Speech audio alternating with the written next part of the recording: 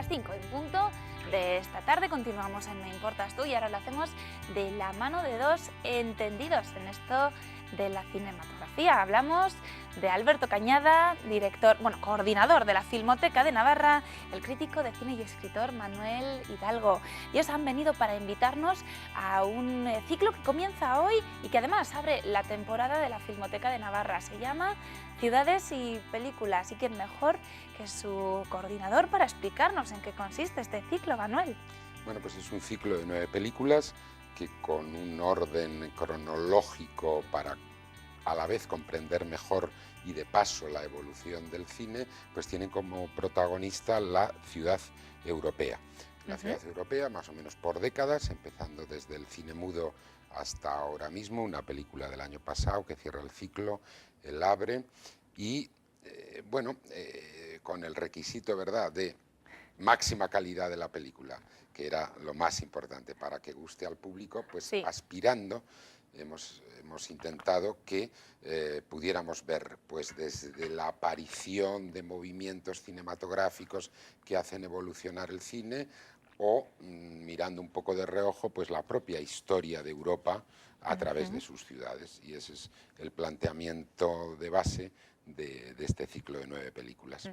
Y comienza hoy a las 7 de la tarde, va a haber una charla de apertura. Sí. Y luego vamos con la primera película, que es Berlín, Sinfonía de una ciudad. Eso es, pues con ese criterio cronológico empezamos por el cine mudo, con una obra maestra absoluta. Yo invito a todo el mundo a que vaya esta tarde porque Berlín, Sinfonía de una gran ciudad es una obra magistral de un director alemán que tiene que ver con las vanguardias de la época y que hizo una película que cuenta la vida de Berlín, que era en realidad una de las ciudades emergentes en aquellos años 20, que por otra parte son los años de emergencia de lo que entendemos por la ciudad moderna, pero Berlín conocía una agitación arquitectónica, cultural, política, y este hombre hizo un documental que recoge la vida de la ciudad. La línea es muy sencilla, desde el amanecer hasta el anochecer, desde que la gente se va incorporando al trabajo, los obreros, los comerciantes, los oficinistas, y la vida de la ciudad hasta la noche, hasta por un lado la retirada, por otro lado la vida bohemia, los espectáculos, los cafés. Es una obra maestra absoluta. La oportunidad de ver esta película hoy es estupenda. O sea, esta Berlín, una sinfonía de una ciudad, es la que va a abrir. La que abre el ciclo. La que, bueno, como acabas de decir, Manuel, una obra maestra. Total. Que nadie puede perderse esta tarde a las 8:15 de la tarde en la Filmoteca de Navarra, después de esa charla coloquio de presentación que habrá de este ciclo Ciudades y Películas. Pero claro, de ahí no se puede bajar el listón tampoco con las sucesivas películas. ¿O sí? No se debe bajar. Claro. Lo que pasa es que de verdad el punto está muy alto. Yo lo que creo es que luego, bueno, pues hay alguna vez baja algo, habrá que reconocerlo, porque esto ya digo, es un incunable, una obra maestra. Pero yo creo que el nivel es muy alto, o sea, siguiendo París, Bajo los techos de París, o Roma, Ciudad Abierta. El 14 de septiembre, Bajo los techos de París.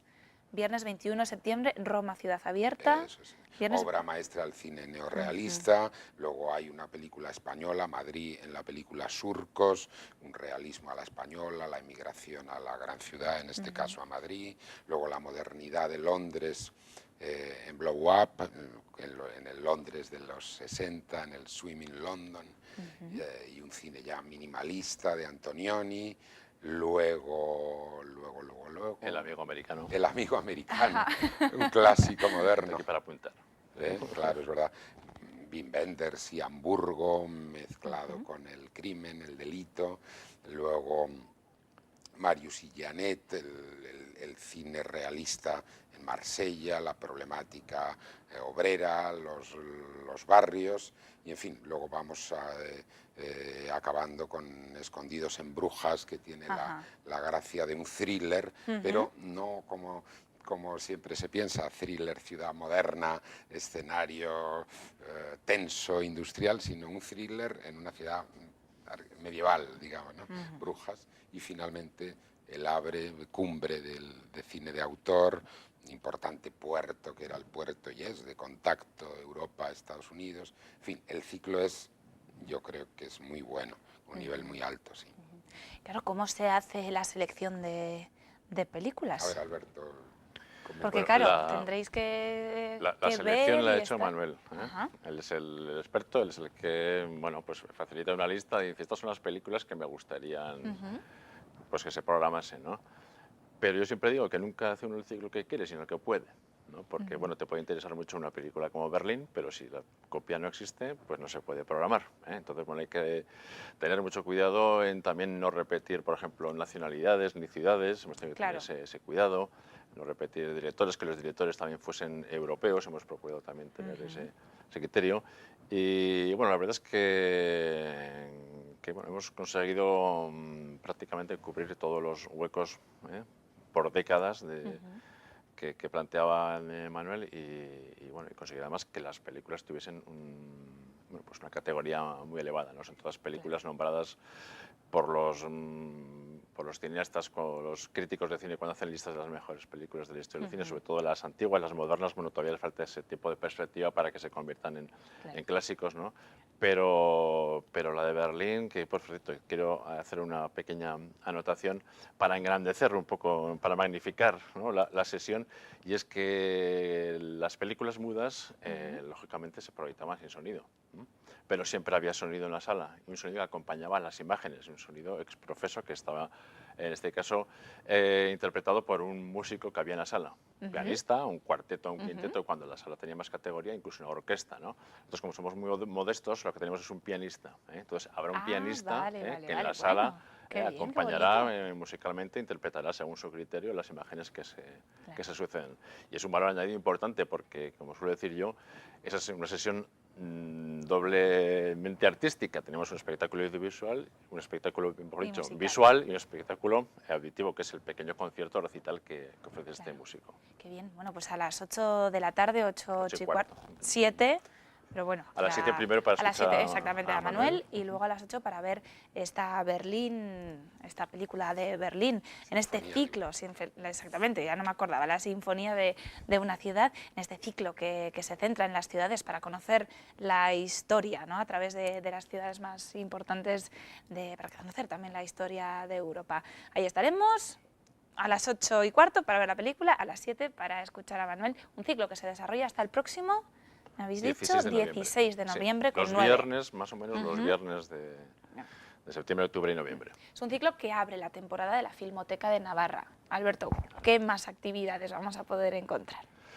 Pues actividades muchas, pero relacionadas con la sala de proyecciones, porque la Filmoteca también se dedica al asunto de archivo, de recoger películas, etcétera, ¿no? Eso no para, ¿no? Pero no, eso espero que no pare nunca, ¿no? Porque hay mucho que recoger y mucho que hacer, sobre todo ahora que acabamos de empezar, ¿no? Claro. Lo concerniente a la sala de proyecciones, que es donde, bueno, pues proyectamos películas y procuramos alimentar la sala de proyecciones con películas que tienen un sentido y un significado en una filmoteca, es decir, un sitio donde aprendes un poquitín a ver cine, donde muchas veces confías en lo que te programan, vas a ver lo que te programan porque sabes que es algo que tiene interés, tiene calidad o bueno, pues merece la pena, ¿no? Claro. Bueno, comenzamos con este ciclo de cine, ciudades y películas. Tenemos paralelamente durante este mes un ciclo dedicado al cine y al río, cambiamos ciudades por río, que bueno, el río ha sido también un protagonista importante dentro de parte de las historias del cine, sobre todo el cine de aventuras, etcétera, sí. Porque bueno, pues el río siempre se hace una especie como de road movie, pero en lugar de sobre el asfalto, pues sobre el agua, ¿no? Entonces, bueno, hay muchas historias interesantes en torno al río. En este caso es un ciclo que ha organizado la Filmoteca junto con la Mancomunidad de la Comarca de Pamplona, que lógicamente pues, gestiona los recursos, digamos, acuáticos de la comarca y bueno, pues quería hacer un ciclo, bueno, pues que tuviese como protagonista algo que ellos gestionan. Ahí también comienza un ciclo dedicado a la Segunda Guerra Mundial, que se organiza junto con el Ateneo Navarro, que va a ir también paralelo a una exposición, es la primera exposición que organiza la Filmoteca, en este caso con el Ateneo, dedicada a mostrar bueno, pues objetos y enseres de la Segunda Guerra Mundial. Objetos auténticos, son todos las cruces de hierro que hay, sí. y las gasas y las barajas que hay para eso son todas auténticas, las utilizaron soldados de la Segunda Guerra Mundial, y haremos pues eso, un ciclo con 3 películas también sobre un periodo muy concreto de la Segunda Guerra Mundial, que es el verano del 44, justo después del desembarco, cuando ya pues empieza un poco a verse el final. El final de la guerra. Tenemos 3 propuestas, ¿no? Entonces, por un lado, Hay una ciudades cuarta, y películas, ¿sí? películas y ríos, y Sí. bueno, el ciclo de películas y ríos, y luego el de la Segunda Guerra Mundial. Sí. Y hay una cuarta propuesta que es la más, diríamos, la más propia, que es todos los jueves en una sección que llamamos Panorama INAH, que son la muestra de las películas que se han realizado gracias a las ayudas que el INAH, que es el Instituto Navarro del Cine, otorga a cineastas navarros para que puedan hacer sus primeros cortometrajes o las historias que ellos proponen y que son aceptadas por las diferentes comisiones. Entonces se muestran todas ellas en el mes de septiembre. Qué importante la labor también de todas esas ayudas para nuestros jóvenes talentos. Manuel Hidalgo, Alberto Cañada, muchísimas gracias por haber estado con nosotros. A las 7 y cuarto, a las 7, perdón, es que llevo un lío con las horas hoy, a las 7 en la Filmoteca de Navarra para comenzar con la temporada de la Filmoteca y para disfrutar con este ciclo de ciudades y películas. Gracias, Manuel. Gracias. Y muchísimas gracias, A Alberto. vosotros. Que vaya muy bien esta temporada que ahora arranca, ¿no?, durante estos días. Nos han hecho una propuesta Manuel y Alberto cinematográfica y ahora Ramón Guarte, jefe de redacción de la cadena SER Navarra, nos hace una literaria. Lo vemos. Bueno, yo lo que debería hacer ahora para quedar bien es decir que me releo permanentemente El Principito, o que sueño con Rayuela de Cortázar, o que me enamoran los libros de poemas de Cavafis o de Baudelaire, ¿verdad? Pero como tengo ya un prestigio suficientemente consolidado y no necesito esas cosas, voy a admitir que soy un rollo de tío y que me gustan las biografías y la historia de la Segunda Guerra Mundial. Sé que es espantoso, pero traigo aquí para defender un libro fantástico que es Trilogía Africana de Alan Moorehead. ¿Cómo voy a defender y cómo voy a recomendar un libro de 800 páginas sobre la campaña del norte de África en la Segunda Guerra Mundial? Tiene tela, pero lo voy a lograr. Bueno, la primera de las razones es que la campaña africana de la Segunda Guerra Mundial, la campaña del norte de África, con sus ires y venires por la carreterita de todo el Mediterráneo africano, que si voy a Tobruk, que si voy hasta Benghazi, que si vuelvo para aquí, que si vuelvo al Alamein, que si voy otra vez, que si el Africa Corps, que si Rommel, que si las ratas del desierto, es muy interesante y tiene mucha leyenda y muchas cosas muy, muy chulas. Pero la segunda de las razones, porque veo que la primera no te ha convencido, es que Alan Moorehead no es un historiador ni es un militar. No es una historia escrita por un historiador ni por un militar, sino que es un periodista. Era un periodista empotrado, como se llama ahora, en las fuerzas británicas de la Commonwealth, con los neozelandeses, con los australianos, en esa campaña, y nos cuenta lo que nos ve. ¿Qué es lo que ve? Pues cómo viven los soldados, qué es lo que piensan, cómo burla a los militares que le prohíben pasar a una zona y pasa por ellas, cómo se quita y comparte las noticias con los compañeros periodistas, cómo lucha porque le publiquen una noticia con el periódico, porque en realidad esto es una sucesión de crónicas al periódico que él mandaba. Claro, las crónicas no eran inmediatas como ahora, sino que igual llegaban un mes y medio después de la batalla que tenía, pero bueno, él lo luchaba. Cómo se empeñaban en coger botellas de whisky y coger la mejor villa del pueblo que se había conquistado para hacer sus cenas. ¿Qué escribía su mujer? Es una pura crónica periodística que además pues nos deja ver bien claro una cosa que me parece muy interesante, que es que los periodistas tan cerca de la noticia nos enteramos francamente de muy poco. Es decir, a cualquiera que le interese la Segunda Guerra Mundial y la campaña africana lo lee y dice, ¡buf! Qué poco enterado estabas de lo que pasaba. Yo ahora lo sé, porque la historia, bueno, pues ha mirado todo y hay estudios para todo. Y él está muy poco al tanto. Todos los periodistas están muy poco al tanto y se enteraban de todo después, pues por la censura, porque del enemigo no podían saber y por muchas razones. Y la tercera razón por la que es recomendable es porque Alan Moorehead, además de ser periodista, es australiano. Y los australianos tienen una visión casi infantil de la vida, llena de ilusión, todo es aventura, todo es juego, todo es dinamismo, todo es prácticamente un deporte, y él tiene esa visión de la guerra. La guerra es para él un juego de hombres, un juego de hombres curtidos además, pero se trata de eso, de que vive las cosas con ilusión, todo le hace ilusión, llegar a un sitio, encontrar algo de comida, hablar con un coronel italiano, incluso cuando sus compañeros periodistas mueren, porque él lo cuenta también, lo ve como gajes del oficio. Es la guerra casi como un deporte, como la veían los ingleses en el siglo XIX y principios del XX, para él es así. Mira, voy a leer un parrafillo que yo creo que es bueno, muy simbólico de de lo que es el libro, porque nos cuenta una hazaña de guerra, cómo se toma un fuerte de los italianos, cómo lo toman los ingleses, pero ya vais a ver cómo no se centra en la posición estratégica del fuerte, o qué cota defendía, o cómo interrumpía el paso de no sé qué, sino que se centra en aspectos que muchas veces parecen pueriles, pero que si lo lees te das cuenta de que esa puerilidad estaba en todos los soldados a medida que transcurría la campaña. Bueno, leo. Mientras mirábamos, los fusileros australianos habían llegado a la alambrada y rodeaban Rudero, que era un montón cuadrado de piedras ásperas de unos 500 metros de extensión. No se notaba actividad enemiga y los soldados se tranquilizaron algo. Algunos de ellos en grupo se acercaron a la puerta lateral. Una vez más, el enemigo había desaparecido al amparo de la noche. Pensando que iba a perderse la oportunidad de sacar una buena fotografía, un oficial que iba conmigo y que estaba tomando fotos para los archivos del Ministerio de la Guerra, dijo a los soldados que volvieran y repitieran el avance a través de las alambradas. Los soldados accedieron. El fotógrafo ensayó 2 veces la escena con ellos y luego, habiendo sacado sus fotos, entramos todos en el fuerte para ver lo que había abandonado allí el enemigo. Estaba lleno de italianos. Mientras nosotros posábamos para las fotos, ellos habían estado esperando allí con sus fusiles, apáticos y dispuestos a rendirse. Asomaban por los subterráneos y las galerías de piedra y se quedaban firmes en el patio central, rodeados por los escombros de nuestros cañonazos, fumando, empaquetando sus cosas o arrodillándose para tomar un último sorbo de agua de un barril roto. Es decir, en la historia se ha tomado un fuerte, pero es la anécdota. Estaba esperando, es la vanidad humana. Queríamos sacarnos fotos. El otro quería sacar fotos para el Ministerio de la Guerra. Repetidla, que no hay nadie, no sé qué, entrad.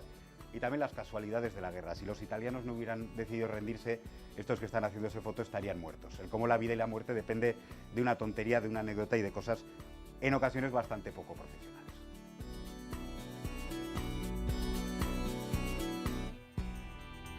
Nos quedamos con esa recomendación, con la trilogía africana de Ramón Guarte. Y paso a continuación a presentarles a nuestro siguiente invitado. Él es Javier Tirapu, con el que vamos a hablar de un tema que creo va a ser muy interesante. Javier, muy buenas tardes. Hola, buenas tardes. Bienvenido un día más a Me Importas Tú. Javier, hoy vamos a hablar de adicciones. ¿Qué supone una adicción? ¿Qué es una adicción?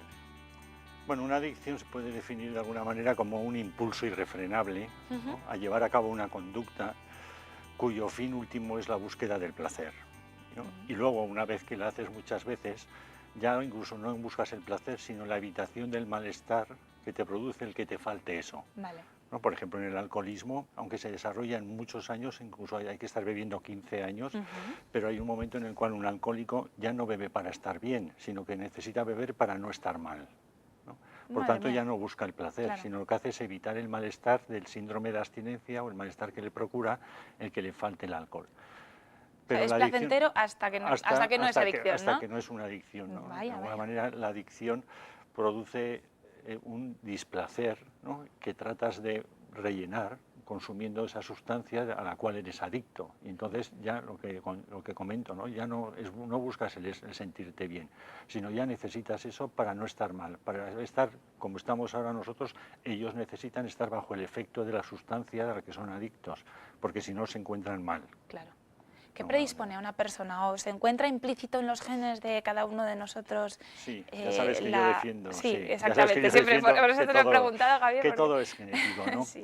Y realmente cuando estudiamos a los adictos, no podemos estudiar, por ejemplo, segundas generaciones de adictos a la cocaína, porque no hay pocos hijos todavía de cocainómanos, porque los cocainómanos son jóvenes. Pero si estudiamos en el alcoholismo, sí que vemos que la mayoría de ellos tienen antecedentes de alcoholismo en los padres o en familiares, ¿no? Pero además, en modelos animales, es curioso, por ejemplo, hay unas ratas que hay 2 tipos, unas se llaman Fisher y otras se llaman Lewis, ¿no? Tienen un código genético un poquito modificado una de las otras, y les pones cocaína a discreción. Entonces las Fisher consumen cocaína, pero luego un rato duermen, otro rato comen, otro rato juegan, luego otra vez consumen un poco de cocaína, luego comen otro rato, otra vez otro, o sea, lo llevan bien. Esas son unas ratas que se llaman Fisher. Pero en cambio las ratas Lewis, una vez que les pones la cocaína, dejan de comer, dejan de dormir, dejan de jugar y no paran de consumir cocaína sin parar hasta morirse. Por lo tanto, parece que hay una predisposición en los genes de estas ratas para que unas lo lleven bien, ¿no?, y puedan consumir cocaína y hacer una vida normal en sus jaulas de ratas, y las otras, ¿no?, se mueran, ¿no?, con la adicción. Por lo tanto, sí que hay unos genes que nos hacen vulnerables a la adicción. Y estos genes básicamente tienen que ver con el desarrollo de una zona del cerebro que es muy primitiva en el ser humano y que básicamente está implicada en esto de la búsqueda de cosas que satisfagan nuestras necesidades. Y en esa zona del cerebro, que es básicamente lo que hace, es decirte, ¿no?, cuándo necesitas comer, cuándo necesitas beber, dormir, y también ahí están las relaciones sexuales. ¿Por qué? Porque para el ser humano es muy importante perpetuar sus genes. Por tanto, esa región del cerebro se encarga de cosas que son importantes para tu supervivencia. ¿Qué es lo que tienen las drogas para engañar al cerebro? Que van a esa región cerebral. Y entonces, una vez que has consumido varias veces drogas, el cerebro, el cerebro te dice, mira, esto que estás consumiendo ha venido aquí donde está la comida, la bebida, el sexo y el dormir. Por lo tanto, esta conducta es tan importante para ti como todas esas. Por lo tanto, por favor, sigue haciéndola porque la necesito para sobrevivir. Es así como te engaña tu cerebro para que te hagas adicto.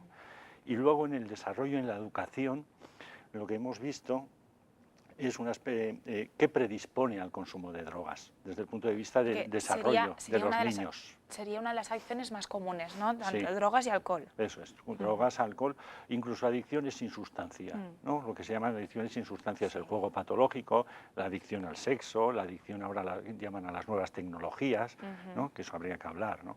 Pero bueno, todas estas adicciones, a la adicción a las compras, ¿no? Todas estas adicciones van a esa zona del cerebro y te ponen en marcha este comportamiento. Y sabemos que cuando eres niño, ¿no?, hay dos cosas que van a delimitar si en el futuro vas a ser adicto o no. Y son estas dos, la impulsividad, es decir, si no eres capaz de controlar tus impulsos, ¿no?, y eres capaz de pensar antes de actuar, ¿no?, y la segunda es cómo tomas decisiones cuando eres niño.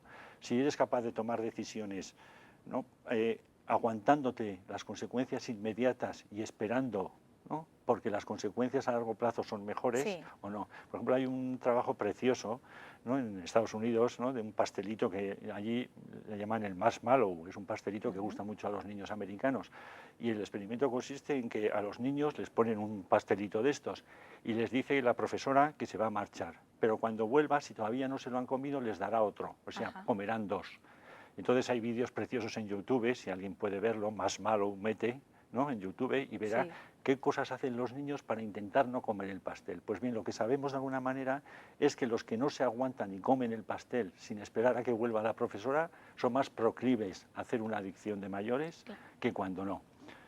Y esto lo podríamos ligar, ¿no?, a un aspecto también que a los padres les interesa mucho, que es la prevención. La prevención. ¿No? Y la prevención de drogas muchas veces se ha basado, ¿no?, básicamente en el miedo, en darle miedo a la gente sobre las consecuencias de las conductas, ¿no? Por ejemplo, y a veces tiene su efecto, ¿no? En la publicidad, por ejemplo, en la conducción, ¿no?, se ha basado en imágenes impactantes de accidentes. Pero a los jóvenes parece que intentar meterles miedo como que no funciona bien, ¿no? De hecho, es contraproducente, de hecho, a veces, ¿no? produce un efecto contraproducente. Pero también aquí lo que hemos visto últimamente, en los últimos estudios, y ya está muy sólidamente especificado, ¿no?, es que lo que mejor predice quién va a tener en el futuro problemas con las drogas no es solo esto de la impulsividad y cómo tomas decisiones y sabes aguantarte, sino una cosa que mejor predice si vas a tener problemas con una droga cuando seas mayor es la edad de inicio, es decir, cuándo has probado una droga. Por tanto, ¿no?, yo sé que cualquiera de los hijos de los que nos están oyendo, y ellos también lo saben, algún día se van a tomar 4 o 5 cañas o van a probar un canuto. ¿Cuál es la clave de esta cuestión? Que no es lo mismo probar un canuto o beberte una caña a los 17 años que a los 13. Y la clave es intentar que lo hagan cuanto más tarde sea. ¿Por qué? Porque a más tarde, en esta época, ¿no?, de entre los 13 y los 17, se desarrolla la parte del cerebro del autocontrol. Si le pillas muy pronto, ¿no?, los niveles de autocontrol son muy bajos y te haces muy vulnerable a ser adicto. Si le pillas más lejos, más cerca de los 19 o de los 20, ¿no?, esa zona está mucho más madura y puede someter a esta conducta autocontrol. Por lo tanto, ¿cuál es la variable que mejor predice? No es esto de hay que hablar con los hijos y tal, que estoy totalmente de acuerdo, hay que hablar con los hijos. Pero también digo otra cosa, para algunos padres que no pueden hablar con sus hijos. Que para un padre que es fácil hablar con su hijo, es muy fácil decir que hay que hablar con los hijos. Pero hay hijos con los que es imposible hablar. Porque hay hijos que a veces te pegan un portazo y te dicen vete a la mierda y te dejan plantado. Por tanto, a veces es muy fácil decir que hay que ser dialogantes con los hijos, pero también los hijos tienen que ser dialogantes con los padres, Claro que no sí. siempre es fácil. Pero si me dijeran a mí que diga ahora una clave para prevenir el consumo de drogas sería intenten retrasar cuando vayan a probar y entrar en contacto con las drogas. Cuanto más retrasen, menos Mejor. probable es que tengan un problema. Muy bien, Javier, pues creo que la idea ha quedado bastante clara, tanto de qué es una adicción como qué puede suponer en la vida de una persona, y que nuestros espectadores tengan muy en cuenta pues que retrasando esa edad de inicio de la adicción se puede controlar muchísimo mejor. Javier Tirapu, como siempre, un placer haberte tenido con nosotros, breve pero intenso. Siempre. Lo mismo, un placer. Siempre encantado. nos enseñan muchísimas cosas, Javier. Muchísimas gracias. Bueno, hemos llegado ya a la recta final de Me Importas Tú. Vamos a hacer una conexión con nuestros compañeros de informativos porque la jornada de hoy ha estado revuelta. Ricardo Beitia, jefe de informativos de Navarra Televisión. Adelante. ¿Qué tal, Carolina? Muy buenas tardes. Hoy han fallecido 2 menores en un grave accidente ocurrido en Corella, en la autopista, cuando el coche en el que viajaban se ha salido y ha caído a la Nacional, que está junto a ese tramo de la AP68. Han fallecido los 2 menores y 2 heridos que viajaban también en el vehículo, un hombre y una mujer, que han sido trasladados al Hospital Reina Sofía. El trágico accidente nos hace recordar que hace un par de semanas fallecieron 3 menores también y un joven de 22 años en otro accidente de tráfico en Tudela, en el canal de la Mejana. Son ya 36 las vidas que se han perdido en accidentes de tráfico en Navarra, en lo que llevamos de año, superando así todo el cómputo global del año pasado, que fueron 28. Y hemos visto unas imágenes que son historia, o al menos lo van a ser. Imágenes del interior de la vieja cárcel de Pamplona, vacía de reclusos desde el pasado mes de junio. Hoy sí hemos imaginado con más o menos exactitud cómo vivía, porque siempre ha habido impedimentos para grabar. El caso es que nos han dejado hacerlo porque el histórico edificio tiene las horas contadas, se va a demoler seguramente esta semana, y de la forma más probable nos han informado que desde mañana comenzarán las obras de demolición. Así que adiós a un símbolo en pleno centro de la capital navarra. Esta mañana hemos conocido detalles de esa demolición y hemos hablado también con el alcalde, que es uno de los principales asuntos que tiene sobre la mesa en este arranque del curso político, además del de Donapea. Está dispuesto a hablar con los socialistas que proponen el Soto de la Ezqueiru frente a la ubicación original de Chabacoiz para este proyecto educativo de Donapea. Y el paro se ha reducido en 435 personas en Navarra frente al incremento que ha tenido en la media del país. Hoy nos hemos fijado en diferentes modos de ver una misma situación cuando uno es inmigrante y no tiene papeles. También cuando los tiene pero decide emprender un negocio propio. Ha hablado el defensor del pueblo, Javier Enériz, que asegura que los ciudadanos quedarían desprotegidos si se elimina esta institución como pretende Unión del Pueblo Navarro. Asegura que es un mecanismo de control de la administración que puede resultar incómodo, ha dicho, al gobierno. Y Alfonso Sánchez Tabernero ha tomado posesión del cargo de rector en la Universidad de Navarra. El catedrático de periodismo asume la máxima responsabilidad de un centro en el que ha estado desde que empezó a estudiar. Los estatutos de va a dar lectura del decreto. Hemos estado en la frontera. La subida de impuestos y la obligación de seguir siendo competitivos frente a los comercios franceses ponen a prueba a los comerciantes de la muga con Francia, que afrontan el futuro pendientes de las noticias que llegan de un lado y de otro. Y en deportes, Osasuna, que ha vuelto al trabajo, hemos escuchado a Lamá. Sus primeras palabras han sido para hacer un balance de las 3 primeras jornadas de Liga disputadas hasta el momento. Ha dicho que no están nerviosos y que van a seguir trabajando para que llegue el cambio. En lo personal, pues que se siente muy bien. Y bueno, pues también hemos visto cómo se organizó un torneo de cricket, el primero que se organiza en Navarra, y lo hizo la comunidad pakistaní. Todo esto y todo lo que ocurra de aquí en adelante a lo largo de la tarde con Vera Villafranca a partir de las 8:30 de la tarde. Muchísimas gracias, Ricardo. Estaremos también todos pendientes de la segunda edición de Informativos. Hemos llegado ya al final de este programa, de este Me Importas Tú, pero volvemos mañana a partir de las 4 de la tarde. En este plató no nos fallen. Adiós y como siempre, gracias.